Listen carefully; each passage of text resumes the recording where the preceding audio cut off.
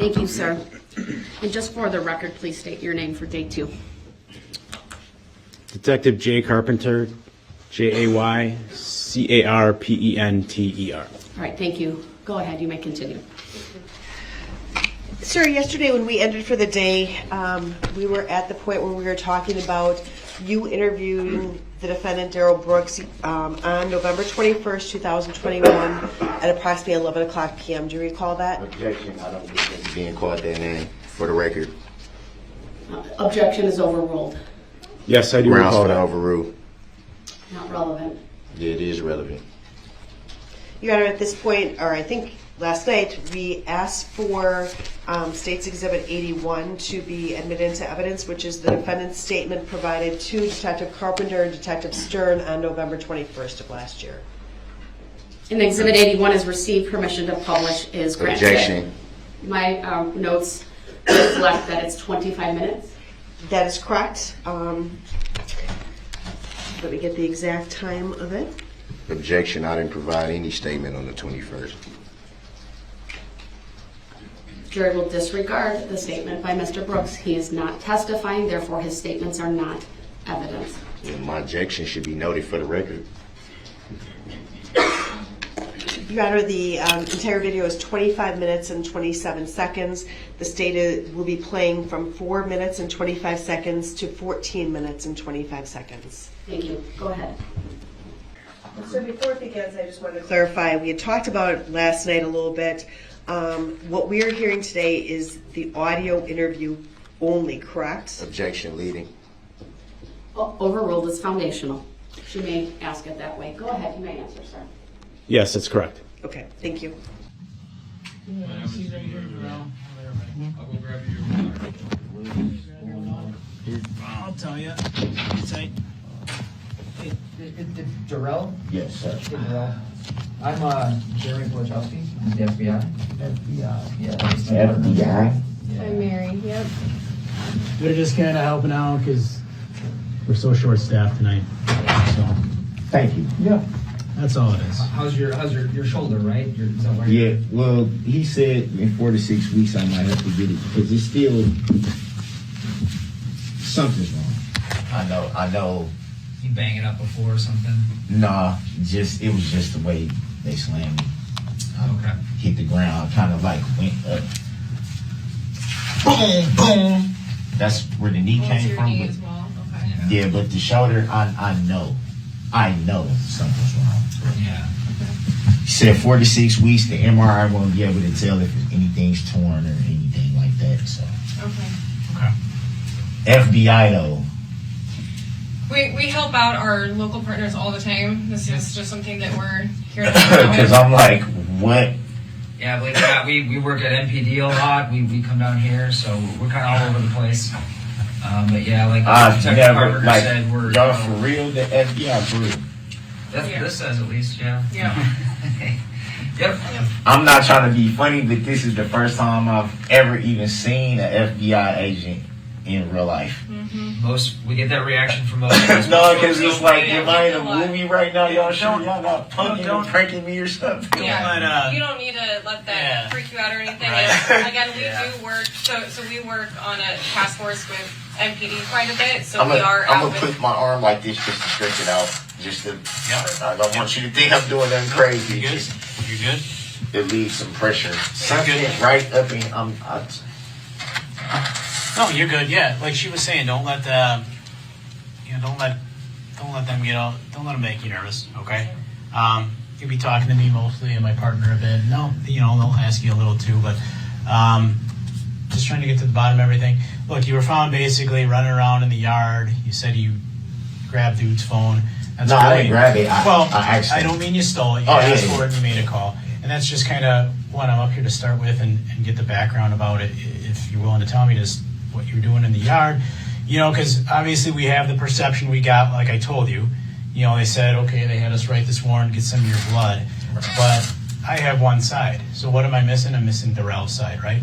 I don't know what created all this, why these people are calling us. And I can't really clear that up, or I'd like to clear that up, but the best way to clear it up is if, you're willing to talk to me about it, okay? And that's just kind of what I'm here to sit down and chill with you about. We've been talking to you about 4 hours now, and we've Probably been pretty, longer. Yeah, we've been pretty cool. It's been Probably pretty laid longer. back, so I'm looking to keep it that way. I'm not looking to pull any fast ones on you. That's why I've been straight with you to that point. I'm going to keep doing that now, right? Darrell, is it Darrell? Do I have the spelling right? Yes, sir. And it's E. Edward, like full middle is Edward, right? Yes, sir. Brooks, Brooks. Yes, sir. Okay. And just verify your date of birth for me. 2/21/82. 82. So you're 39? Yes, sir. Okay. All right. Married at all? No. No? As little as I am, I'm like, you have to slam me. Yeah. How many kids you got? 3. 3? How old are they? 18, 14, and 7. 18, 14, and 7. Yeah. What do Yes. they like to do? My baby girls, they into everything that's going on right now. The TikTok, the, Yeah. the Always on the phone, Instagram. right? They always dance and making video. My oldest daughter just started high school, Yeah. and my baby girl she just started the 1st grade. So So they could all my like, son is the oldest. My girls are the youngest. they could like build a computer, but can't normally talk like we know how to, right? So you're born in Milwaukee? Actually, Detroit. Detroit. Yes, sir. Living in Milwaukee now? Yes, sir. Grew up here. We left Detroit when I was I don't even think I was walking and talking yet. So, Okay. Milwaukee's home, Wisconsin's home, born and raised. Okay. Not working right now, right? No, not at the moment. What do you do when you're working? What do you like consider your job? The last job I just had, I was working at a sheet metal place. Okay. You know, basically just they would have like these like hook things, like you just basically it's strenuous because you got to do a lot of lifting and it's a lot of heavy lifting, but you basically just hanging these pieces on these hooks and they're going through the thing, they're steaming them, painting them, then they come back around and then you just box them up and load them. So you're not married? No. You have a girlfriend? Yeah. You live with her? No. What's her name? Your girlfriend's name? Her name is Erica Patterson. How does she spell it? Erika. P-A... Yeah, Patters.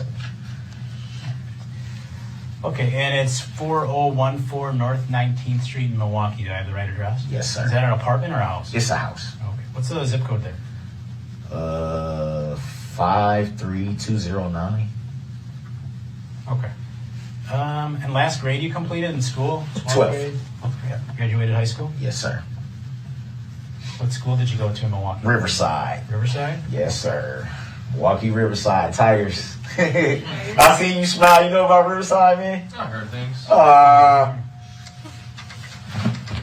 We kicked y'all butt in football. Nah, it was West Dallas. Oh, no. I don't think we play Riverside. Yeah. Okay. All right. So yeah, I appreciate all the cooperation and all the good dialogue we've had, to this point, Darrell. Being that you're sitting here and I had some handcuffs on you before and all that jazz. Absolutely. You familiar with your legal rights? Yes, Have I you ever have. had those read to you before? Yes, I have. Okay. So as you can see, they're written on this paper. So because, if I was sitting here and talking to you on your couch, we wouldn't have to worry about this. But because you're here, not in your home, it's kind of a thing I got to read to you. Okay. And again, it's just something I got to read to you before I kind of get your side, or hopefully get your side here, and love to hear your side. I'd like to know what Darrell has to say about, we got some people calling us saying this, he said, you made hundreds before. No, I wasn't driving. Someone thought you might have been. He had to get that warrant. He ended up calling a guy just to use his phone, kind of loitering around and just, how he ended up kind of being there. That's what they say. No. I was going to say, I knocked on his door to use his phone. Yep. Definitely. Right, but it probably wasn't him that called because he got his phone, but someone was concerned about something. So just trying to figure out what's going on down in that neighborhood. Does that make sense? Yeah. Okay. All right, Darrell. He kind of, like I said, Cool. that wasn't probably the best, but I was just like, I need to get an Uber. Yep. I have money on my Cash App card. Yep. So I'm not trying to rob anybody. Sure. I'm not trying to break it and obviously you can tell I'm not drunk. I'm not, under the influence of anything. So Okay. All right. so basically what it was. Okay. All right. In regards to these, Darrell, then, do you understand that you have the right to remain silent? Just answer everything with a yes or no. Yes, sir. And then I just write down your reply.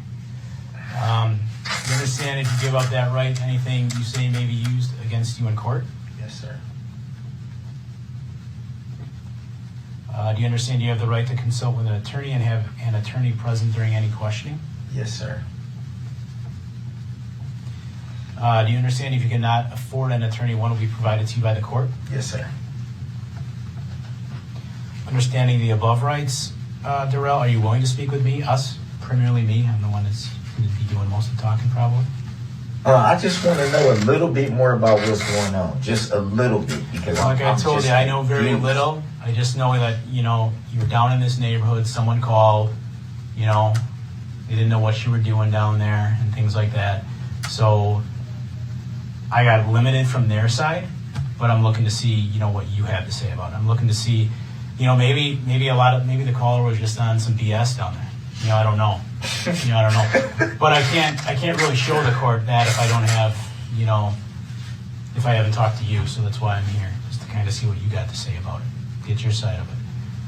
Running around a neighborhood's not the end of the world. It's not a huge deal. Right. You know? Right. Unfortunately, I wouldn't have had to do that if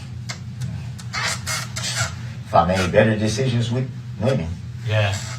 But not gonna point the finger. Sure. I'm a grown man. I make my own decisions, so not gonna point the finger at nobody. I just Yeah. didn't think. Didn't think. Yeah. What the hell? You willing to speak with me, Darrell? Not right now.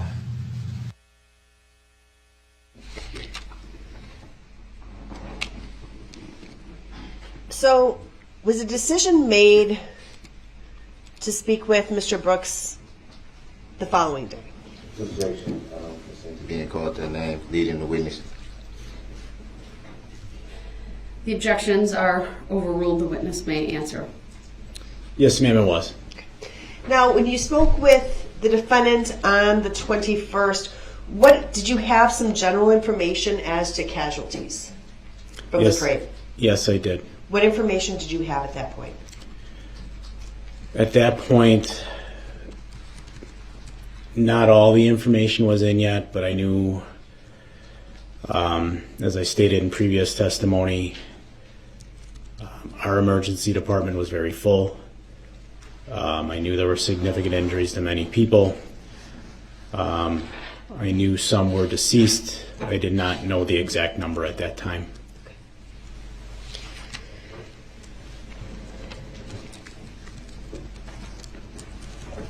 You had approximately another couple minutes of conversations with Mr. Brooks before you called it a night.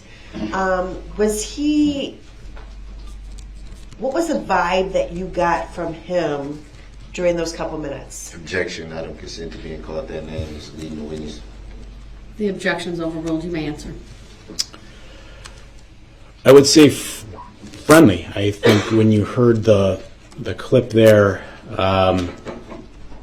Mr. Brooks jokes about Riverside and football. The individual he was talking to at that time was Detective Stern, as you can't obviously see him in the video.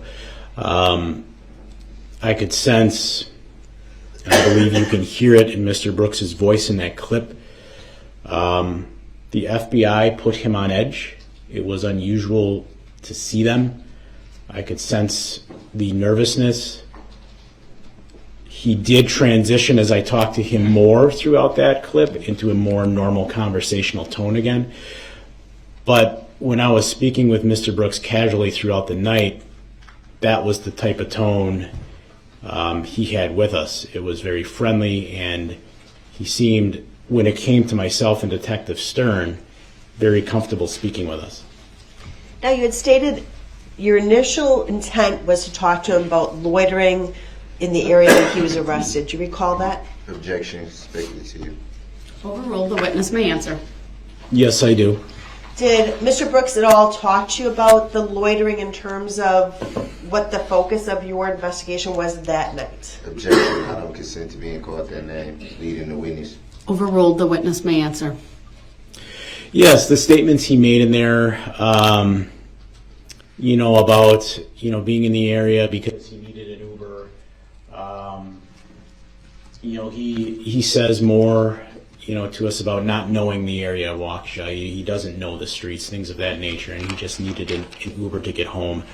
So yeah, that was his reasoning for being down there, and he stuck to that reasoning the entire time. Direct your attention then to the next day. So, Strike, that night, was he transported to a Muskego Police Department? Yes, he was. And did you go to Muskego Police Department? Yes, I did. Did you transport him? So it was a dual transport. Officer Leha from the Waukesha Police Department responded to Waukesha Memorial Hospital in a marked squad car that has an appropriate rear backseat transport compartment. Mr. Brooks was placed in that car, and myself and Detective Stern followed in a separate car. So once you get to City of Muskego Police Department, do you do anything there? Objection, leading. Overruled. You may answer. Not the first night. Myself and Detective Stern stood by while some basic medical questions that were part of Muskego Police Department's policy as far as holding a prisoner were asked of him. I was there until Mr. Brooks was placed into his cell. Once Mr. Brooks was in his cell, I explained to him that me personally, would be returning the next day to speak with him more and give him more information about the investigation. Did Officer Leha end up staying at the Muskego Police Department with the defendant? Objection, respectfully to you. Overruled. Yes, he did. Why was that? Objection, leading. Overruled. That was Muskego's request, being Mr. Brooks was, because of the transition and we did not have our own municipal lockup facility, we requested to use Muskego Police Departments and they allowed it. But being Mr. Brooks was technically in our custody, they requested that one of our officers stay there to do the monitoring and the jail checks. So did you return to the City of Muskego Police Department the next day, November 22nd, to speak with Mr. Brooks again? Yes, I Objection, did. I don't consent to being called that name. Overruled. You may answer. Yes, I did. Did you return with anyone? I returned with Detective Ben Stern. Now, what was the plan for this interview? You had said the previous day the intent was to kind of start very low, just looking at loitering. Did you have a plan going into the interview on the 22nd? Objection, leading. Overruled. I did. What was that plan? So the plan was different from the prior day. So the interview with Mr. Brooks on the 22nd didn't start till about a little after noon that afternoon, 12:11 p.m. to be exact. Around 8 a.m. that morning, there was a briefing with all officers that were involved where I learned some additional information. One of the things I learned that morning was that there was a domestic abuse incident that had occurred between Darrell Brooks and Erica Patterson, something I was not aware of when I was with Mr. Brooks during the evening hours of November 21st. There was also much more information at this point in regards to the parade incident. As I had stated in my earlier testimony, it was very, very chaotic that first night between radio traffic and what I could hear going on down in the downtown. As I had stated, it was really unlike anything I've ever been involved in. But by Tuesday morning, the 22nd, we had narrowed it down to basically just Mr. Brooks, that there were not 4 people in this car. We were looking at one man. So he was now a suspect in the domestic abuse and driving in the parade. So I chose to begin the interview on the less serious matter, that being the battery charge that he was looking at with Erica Patterson. Now, you said Tuesday the 22nd. Monday, excuse me. Okay, thank you. And what do you try to do when you're meeting with someone? Do you try to establish any type of rapport with that person? Is that helpful? How did you approach this interview on the 22nd? Objection, leading. I'll sustain us to the form of the question. It was actually compound. If you could rephrase. How did you approach the questioning of Mr. Brooks on the 22nd? Objection, I don't consent to being called their name. Overruled. The witness may answer. So when I began to speak with Darrell Brooks on the 22nd, I began with some very light conversation. I explained to Mr. Brooks that I had more information from the previous day. I explained to Mr. Brooks that his girlfriend at that time, Erica Patterson, had made some domestic abuse allegations against him that were physical in nature. I didn't indicate to him exactly what she said he did, but that there were physical allegations. I explained to Mr. Brooks that there's always two sides to a story, and that, you know, a lot of times in my experience as an officer, it can be about perspective. There's side A, there's side C, so to speak, and maybe B, somewhere in the middle, can be your truth. And I basically just implored him to be honest. I touched on the fact we had talked extensively the night before about things such as him enjoying baseball, him having watched the Packer game, him having been disappointed by the result of the Packer game. And in situations such as interrogations, I think it's always important to let a person know that obviously I'm an officer, but I'm a human being, as are they. And you want to try to not let them see that barrier and feel comfortable talking to you. I think in any interpersonal relationship in society, there needs to be rapport. And I try to establish that before getting into the specific details of the crime at hand. Now, you said that you had a briefing prior to going back to the City of Muskego Police Department. Yes, ma'am.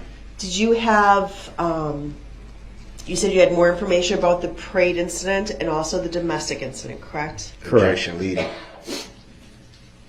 Overruled. His answer may stand. Next question. Did you know at that time, prior to speaking with Mr. Brooks, how many people had died during the parade incident? Objection, leading. Overruled. Yes, I did. And how many people was that at that time? Objection, leading. Overruled. At that point, it was 5.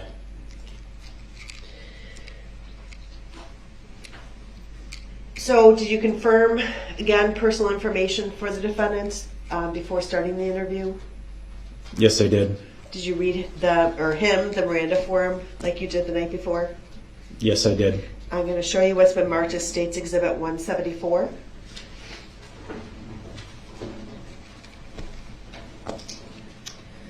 Now, is that the Miranda statement form that you completed on November 22nd with Mr. Brooks? Objection, leading. Overruled. Yes, it is. And what time was that completed?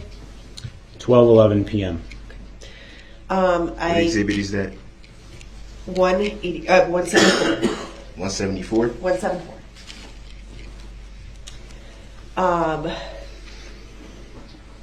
And did you read that form to Mr. Brooks? Objection. What is that? Overruled. Yes, I did. And did you read that form to him in its entirety? Yes, I did.